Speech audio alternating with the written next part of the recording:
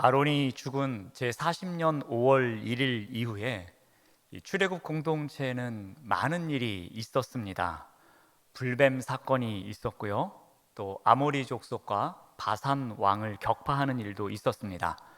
그리고 우리가 몇 주간에 걸쳐서 살펴본 이 발람과 발락의 에피소드도 있었습니다. 그리고 이 바알부올 사건도 일어났었습니다.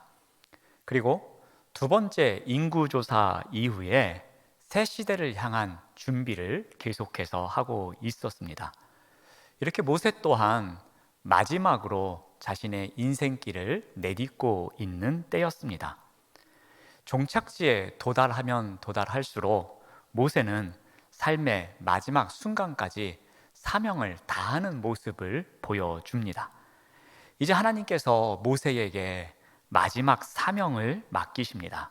그것은 요단 동편에 있는 미디안 족속을 격파하라는 명령이셨습니다. 이 미디안과의 전쟁이 모세에게 있어서 공식적인 마지막 사명이 되는 것이었습니다. 오늘 본문 2절 말씀을 봅니다. 이스라엘 자손의 원수를 미디안에게 갚으라. 그 후에 내가 내 조상에게로 돌아가리라 라고 합니다. 이 마지막 사명, 이것이 내가 내 조상에게 돌아가기 전에 마지막으로 해야 할 일이다 라고 하나님께서 명령을 하십니다.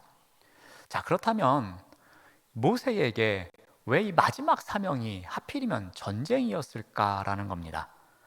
왜 가나안 땅으로 입성하기 전에 꼭 이와 같은 전쟁을 해야만 하는가라는 것입니다. 자, 그렇다면 이 전쟁을 통해서 이스라엘 백성들을 또 무엇인가 훈련시키시기 위한 하나님의 목적이 있었기 때문입니다. 오늘 본문 말씀이 꽤 길긴 하지만 설교는 그렇게 길지 않습니다. 그러니까 긴장하지 마시고 내용 중간중간을 좀 뛰어넘더라도 한번 읽으셨기 때문에 이해하셨을 거라고 생각을 합니다. 그 목적, 이 전쟁을 통해서 무엇을 훈련시켰을까 하는 그 목적을 한번 살펴보고자 합니다. 첫 번째 목적은 악은 그 모양이라도 버려야 하는 훈련을 시키기 위함이었습니다. 이 미디안 전쟁의 이유는 우리 민수기 25장에서 찾을 수 있습니다. 민수기 25장에는 이 미디안과 모압 여인들이 바알부올 사건을 일으킨 이야기가 나오고 있습니다. 이 바알부올 사건에 의해서 이루어진 전쟁의 빌미를 제공한 것입니다. 이 사건은 개인적인 측면은 아니었던 것 같습니다. 발람을 통해서 이스라엘을 저주하려고 했었는데 그 작전이 실패합니다. 그런데 그 이후에 모압과 미디안이 계략을 세워서 어떻게 합니까? 여인들을 통해서 이스라엘 남자들을 타락해 하는 사건이 일어납니다. 이것은 모압과 미디안의 지도자들에 의한 전략적인 계획이었음을 이야기합니다. 자, 그런데 하나님은 이제 와서 이 일을 마무리하는 전쟁을 하라고 하시는 겁니다. 이 일 때문에 이미 이스라엘 공동체는 한 차례 혹독한 이 시련을 경험했음에도 불구하고 이제 와서 다시 또 그 일을 마무리 짓는 전쟁을 하라는 것입니다. 자, 모세는 미디안을 공격하라는 명령을 받고서 어떻게 합니까? 12지파에서 지파별로 1000명씩 뽑습니다. 그래서 12,000명의 군대를 조성합니다. 그리고 전쟁에 출정합니다. 이 명령을 내리는데요, 그 명령의 과정을 보면 우리 6절 말씀을 봅니다. 6절을 보시면 모세가 각 지파에 1000명씩 싸움에 보내되 제사장 엘르아살의 아들 비느하스에게 성소의 기구와 신호 나팔을 들려서 그들과 함께 전쟁에 보내매라고 합니다. 자, 이 전쟁을 시작하는 데 있어서 아주 독특한 특징을 기록하고 있습니다. 이 전쟁에서 엘르아살의 아들 비느하스가 이 주도적인 역할을 하고 있음을 6절 말씀을 통해서 우리가 알 수 있습니다. 이 비느하스는 어떤 사람이었습니까?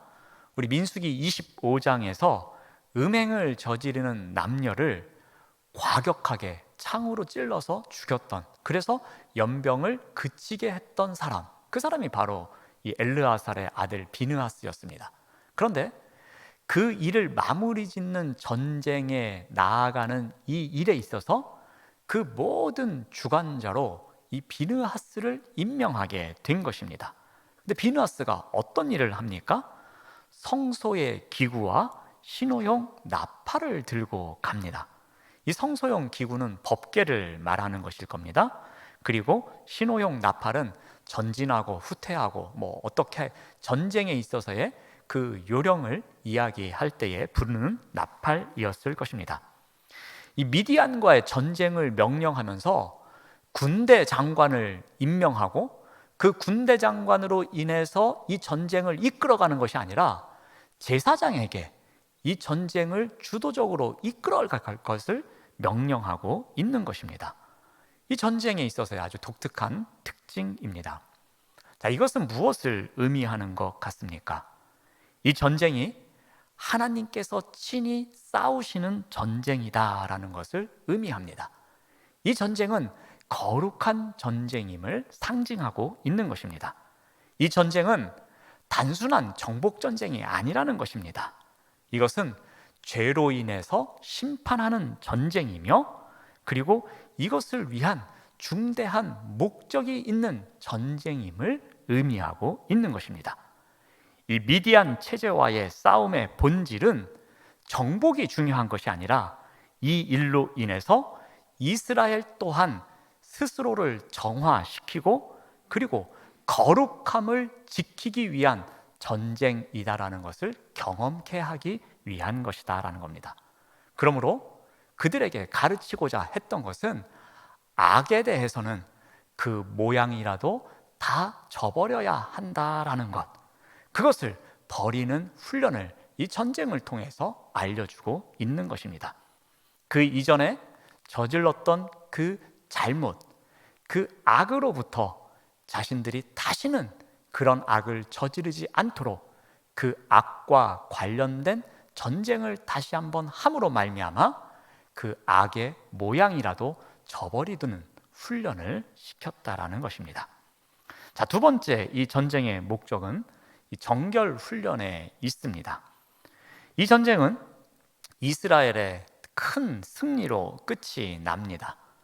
이 구체적인 과정은 묘사되지 않고 결과만 긴 본문을 통해서 보여주고 있습니다. 이스라엘 군대는 미디안을 쳐서 모든 남자들을 죽입니다. 그리고 그 중에는 미디안의 5 왕들도 들어 있습니다. 우리 31장 7절에서 8절 일부분을 보시면은 그들이 여호와께서 모세에게 명령하신 대로 미디안을 쳐서 남자를 다 죽입니다. 그리고 미디안의 5 왕도 죽입니다. 이것은 무엇을 의미합니까? 25장에서 일어났던 바알브올의 사건에 있어서 이 5 왕들이 주도적인 역할을 했다라는 겁니다. 그 배후가 이 왕들이라는 것입니다. 그래서 이 죽인 사람들에 대한 명단을 이야기할 때 이들의 이름을 기록하고 있는 것입니다. 이스라엘 군대는 이 남자들을 다 죽이고 나서 여자들과 아이들은 포로로 잡아옵니다. 그리고 각종 가축과 금은 보화, 기타 등등 많은 것을 전리품으로 삼고 돌아옵니다. 그래서 성경에서는 탈취한 것, 노략한 것, 그리고 사람과 짐승을 모두 전리품으로 가지고 왔노라라고 기록하고 있습니다. 자, 모세가 이제 그들을 맞이합니다. 그런데 장소가 어디입니까? 진영 밖에서 그들을 맞이합니다. 우리 13절 말씀을 봅니다. 모세와 제사장 엘르아살과 회중의 지도자들이 다 진영 밖에 나가서 영접을 합니다. 자, 왜 진영 밖으로 나아갔겠습니까? 진영 안이 오염되는 것을 막기 위해서입니다. 자, 왜 오염된다고 생각을 합니까? 이 진영 밖은 원래 진영 내에 들어오기 전에 정결 의례를 거치는 곳입니다. 자, 전쟁터에 나갔습니다. 그러면 상대방을 죽입니다. 그러면 무슨 일이 생깁니까? 피를 보게 됩니다. 그리고 시체를 만지는 경우도 있습니다. 그러니 이 율법에서 정하는 이 정결법에 있어서 이거는 큰 문제가 되는 행위였습니다. 피와 시체로 인해서 부정해지는 일이 발생한 것입니다. 그래서 모세와 엘르아살과 또 지도자들이 진영 밖으로 나가서 이 군사들을 맞이한 것입니다. 그들을 축하하고 환영해주는 의미도 있지만 그들을 부정한 곳에서 정케하기 위함이 필요했기 때문입니다. 자, 그런데 문제가 발생합니다. 14절 말씀을 봅니다. 모세가 군대 지휘관 곧 싸움에서 돌아온 천부장들과 백부장들에게 아주 심하게 화를 내고 있습니다. 큰 화를 냅니다. 그 이유가 무엇입니까? 여자들을 포로로 잡아왔기 때문입니다. 왜 화를 내는지 그 이유를 15절 16절에서 이렇게 이야기를 합니다. 너희가 여자들을 다 살려두었도다. 보라, 이들이 무슨 일을 했냐면은 발람의 꾀를 따라서 이스라엘 자손을 부올의 사건에서 여호와 앞에 범죄하게 한 자들이다라는 거예요. 이들로 인해서 연병이 일어나게 했었는데 어떻게 그 여인들을 포로로 잡아올 수 있겠느냐라고 이야기를 합니다. 자, 그러면서 다시 명령을 내립니다. 이제 여러 가지 정결 조치를 취하게 됩니다. 먼저 포로에 대한 정결 조치를 취하는데 어떻게 합니까? 이스라엘의 대적이 되는 대상을 모두 처형하도록 합니다. 그래서 남자를 아는 여자들을 다 죽이게 합니다. 이것은 그 전쟁, 이 미디안의 이 남자들이 전쟁을 하는 사람들이었기 때문에 그들과 함께 했던 여인들 또한 부정하다라고 여긴 것입니다. 그래서 남자와 함께 있었던 여인들은 모두 그 전사들의 분신으로 간주했기에 다 죽이라고 합니다. 또 아이들 중에서도 남자들은 또 다 죽이라고 합니다. 이것 또한 언제 돌아올지 모르는 죄악의 뿌리를 남겨두지 않기 위함이었습니다. 자, 이렇게 포로에 대한 후속 조치를 취하고 난 다음에 사람에 대한 정결 조치에 들어가기 시작합니다. 이것은 7일간의 시간이 소요되었습니다. 우리 19절 말씀을 봅니다. 자, 너희는 이레 동안 진영 밖에 머물러야 하고 누구든지 살인자나 죽임을 당한 사체를 만진 자는 셋째 날과 일곱째 날에 몸을 깨끗하게 하고 너희의 포로도 깨끗하게 할 것이다 라고 이야기합니다. 하여튼 진영 밖에 머물러 있는 사람들, 그래서 7일 뒤에 진영 안으로 들어와야 될 사람들은 붉은 암송아지의 잿물을 이용해서 정결수를 뿌려서 정결케 하는 의식을 하라라고 이야기를 해줍니다. 그런데 사람만 정결케 하는 것으로 끝내지를 않습니다. 이제는 물건에 대한 정결 절차를 밟습니다. 그러니까 전쟁터에 전쟁을 하러 나가려면 칼도 있어야 되고요, 또 가죽으로 만든 옷도 입어야 되고 신발도 신어야 되고 여러 가지 기타 등등의 물건이 필요하지 않습니까? 그 물건도 정결하게 해야 한다라는 것입니다. 가죽 제품이든 뭐 나무로 만든 것이든 그러한 것에 이 정결수를 뿌려서 그것을 정결케 하는 절차를 가지라고 이야기를 합니다. 그리고 또 금속류는 어떻게 하라고 합니까? 이것만 한번 살펴보면 23절 말씀을 보시면은 불에 견딜 만한 물건은 불을 지나게 하라고 합니다. 그리하면 깨끗해지게 된다라는 겁니다. 그리고 마지막에 또 정결수를 뿌리라고 하는 겁니다. 그러니까 불로 소독을 한 다음에 또 물 한번 뿌리라는 것입니다.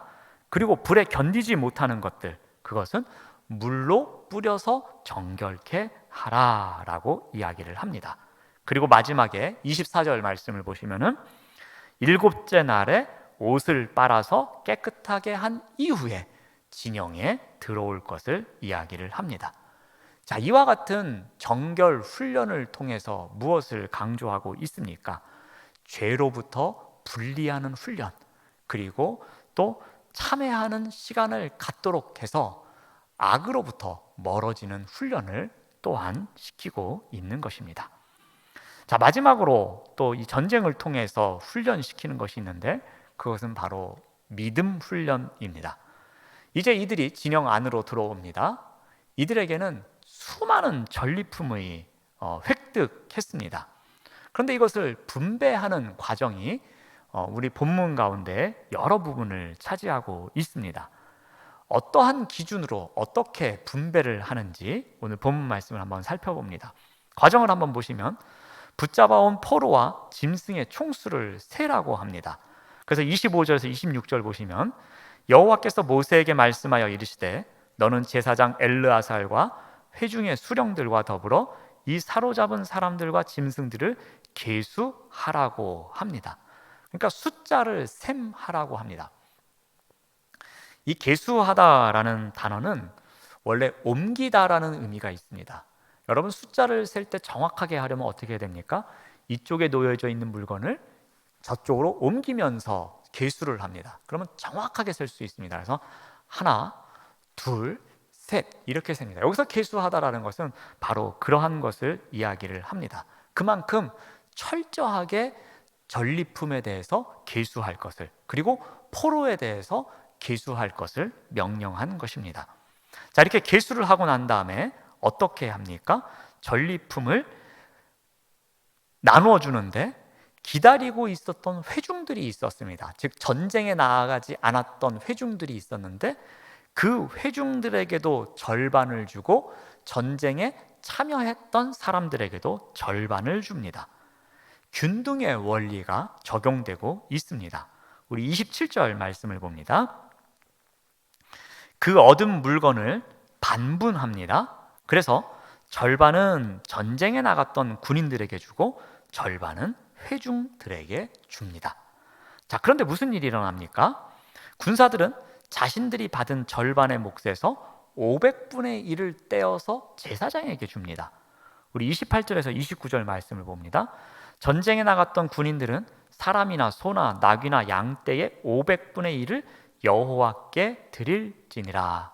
곧 이를 그들의 절반에서 가져다가 여호와의 거제로 제사장 엘르아살에게 주었다라고 합니다. 또 회중들은 어떻게 합니까?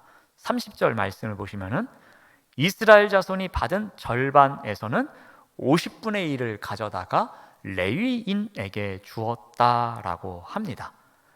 자, 전쟁에 나아갔던 군사들 그리고 그들을 기다렸던 회중들이 절반씩 받습니다. 어찌 보면 전쟁에 나간 사람들이 더 받아야지 정상처럼 보여집니다.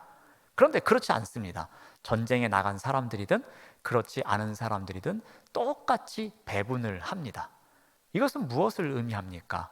이 전쟁은 전쟁에 나간 사람들이 싸움을 잘해서 승리한 것이 아니라는 겁니다.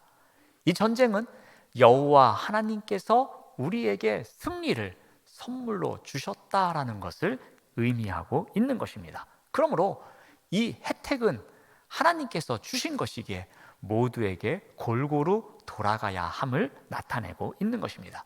이 또한 백성들의 믿음 훈련이었습니다. 그런데 군인들은 어떻게 합니까? 그 중에 500분의 1을 제사장에게 바칩니다. 그리고 회중들은 어떻게 합니까? 그 중에 50분의 1을 레위인의 몫으로 바칩니다.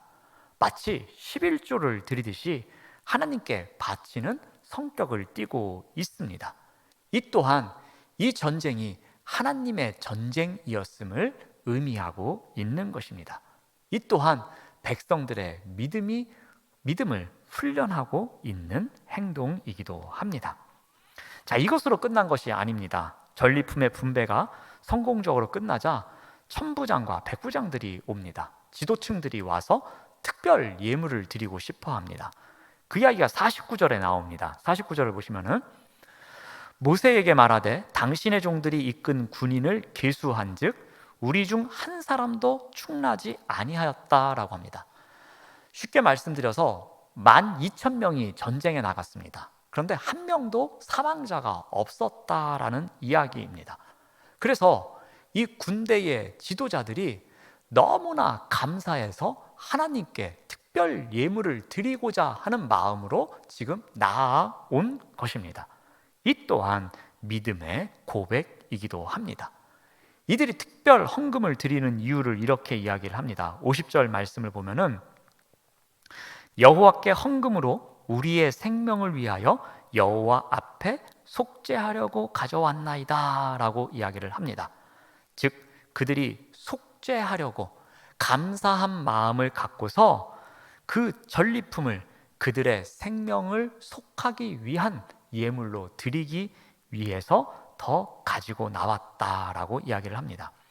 이 속죄하다라는 단어는 무엇을 위해서 뒤덮다라는 의미를 갖고 있습니다. 즉 우리의 생명을 위해서 덮기 위해서 이 헌금을 드립니다라고 보시면 될 것 같습니다.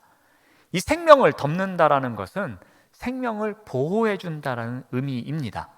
그러니까 이때 바친 예물은 생명을 보호해 주신 하나님의 은혜에 감사하며 드리는 것입니다. 12,000명이 나아갔는데 그 12,000명의 생명을 누가 덮어주셨다는 겁니까? 하나님께서 덮어주셨다는 거예요. 그래서 그 은혜가 너무 크고 감사해서 우리 지도자들이 더 예물을 드려야겠다라면서 믿음의 고백을 하기 위해서 이 자리로 나온 것입니다. 그런데 그것을 갖고 무엇을 합니까? 54절 말씀을 보시면은 마지막 부분을 이렇게 기록합니다. 여호와 앞에서 이스라엘 자손의 기념을 삼았다라고 합니다. 이 드려진 예물로 기념이 되는 것을 만든 것입니다. 왜요? 그 후대의 사람들 그리고 그 당시의 사람들이 그것을 보면서 우리의 생명을 하나님께서 덮어주셨구나 라면서 자신들의 믿음을 고백하는 자리에 나아가도록 기념이 되는 것을 만들었다라는 것입니다.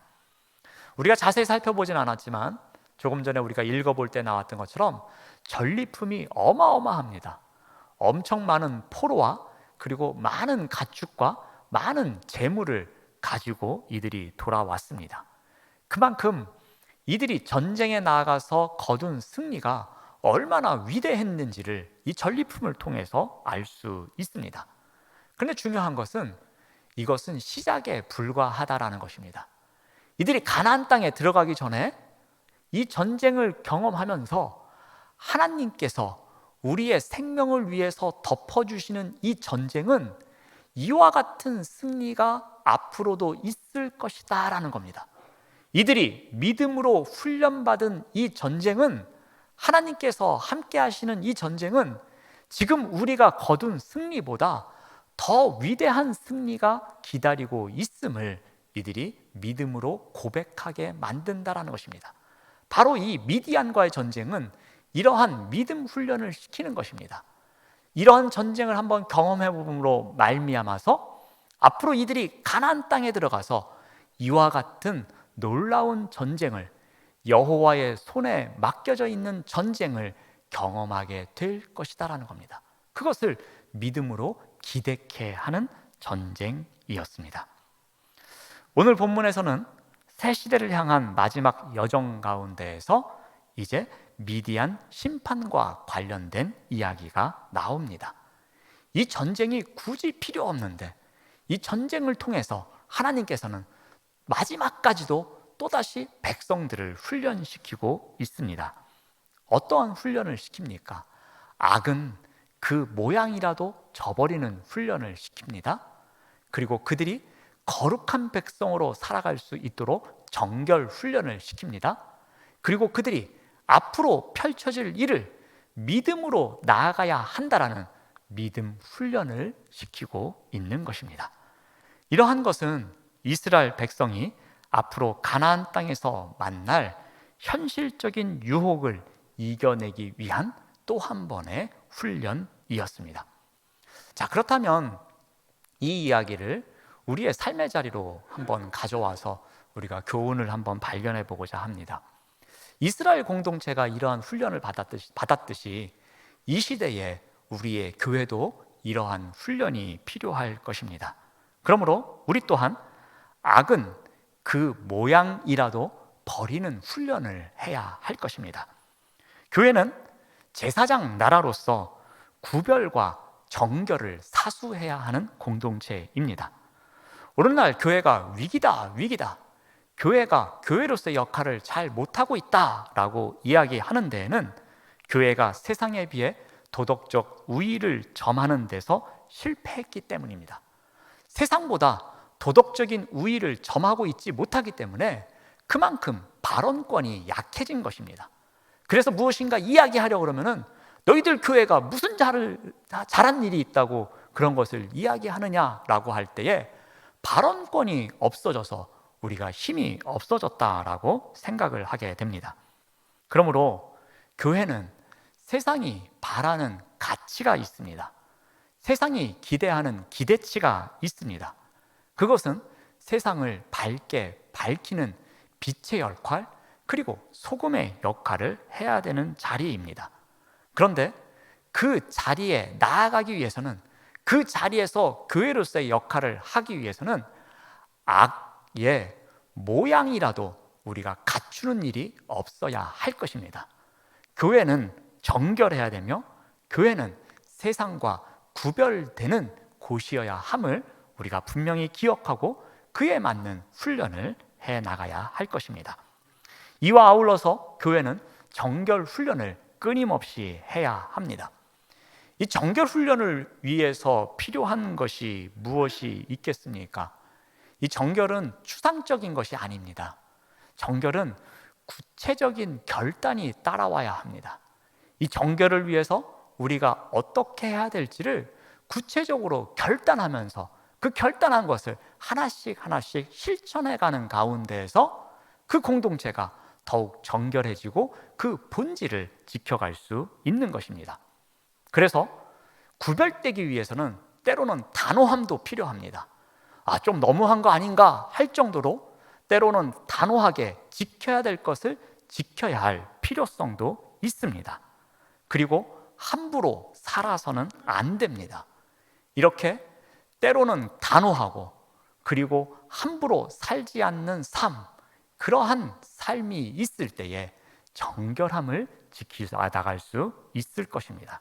그러므로 나 한 사람이 먼저 나 자신이 정결해지는 것을 지켜야 할 것입니다. 바로 이것이 세상을 이롭게 하는 것입니다.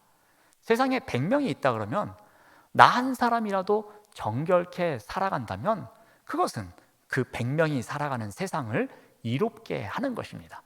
그리고 우리 교회 또한 우리 교회가 정결한 것을 지켜나가고자 작은 것 하나라도 실천한다면 그것은 한국 교회가 정결해지는 일에 우리가 공헌을 하는 것입니다. 우리 교회가 정결을 지키는 것 자체가 세상에 교회가 빛의 역할을 하는 것이고 소금의 역할을 하는데 일조를 하는 것입니다. 마지막으로 우리 또한 믿음 훈련이 필요합니다. 이 믿음 훈련은 여러 가지가 있겠지만 오늘 본문에 맞춰서 한번 우리가 돌아보자면 가장 중요한 것은 믿음에 있어서는 인정과 기대입니다. 이스라엘 백성들이 어떻게 했습니까? 미디안 전쟁을 통해서 하나님께서 이 전쟁을 승리로 이끄셨음을 인정했습니다.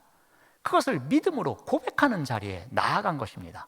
그 과정 속에 하나님이 이 전쟁을 이끄셔서 우리가 12,000명이 나갔음에도 불구하고 한 명도 사상자가 없었음을 고백한 것입니다. 그리고 그것을 기초로 해서 앞으로도 가나안 땅에 가서 전쟁을 할 때에 이와 같은 일이 있을 것이다 라는 믿음의 기대를 갖게 되었다라는 것입니다. 바로 이 믿음 훈련은 이 두 가지 축이 있어야 됩니다. 하나님께서 함께 해오신 인생길에 대한 인정과 그리고 앞으로도 함께 하실 것에 대한 기대가 있어야 한다라는 것입니다. 그러므로 우리 교회 또한 지난 61년 동안 선물로 우리 교회에 베풀어 주신 그 많은 은혜를 우리가 믿음으로 인정해야 할 것입니다. 그리고 61년 동안만이 아니라 앞으로도 주어진 우리 교회의 사역의 길에 있어서도 하나님께서 많은 은혜로 함께해 주실 것이다라는 믿음의 기대를 갖고 나아가야 한다는 것입니다. 바로 이것이 믿음 훈련입니다. 사랑하는 여러분, 악은 모양이라도 버려야 합니다. 그리고 우리 한 사람이 먼저 정결해지는 훈련을 해야 할 것입니다. 그리고 하나님께서 우리의 인생길 가운데 베풀어 주신 그 은혜를 인정하면서 그 믿음으로 기대하며 살아가는 삶, 그 훈련의 삶이 바로 나와 교회를 견고하게 세워가는 일일 줄로 믿습니다. 그와 같이 살아가시는 우리 모두가 되시기를 바랍니다. 기도하겠습니다. 하나님 감사합니다. 이 시대에 맡겨주신 교회의 역할을 감당하기 위해 악은 그 모양이라도 버리게 하옵시고 정결의 본질을 지켜가며 믿음의 행진을 나아가는 우리 모두가 될 수 있도록 인도하여 주시옵소서. 예수님의 이름으로 기도드립니다. 아멘.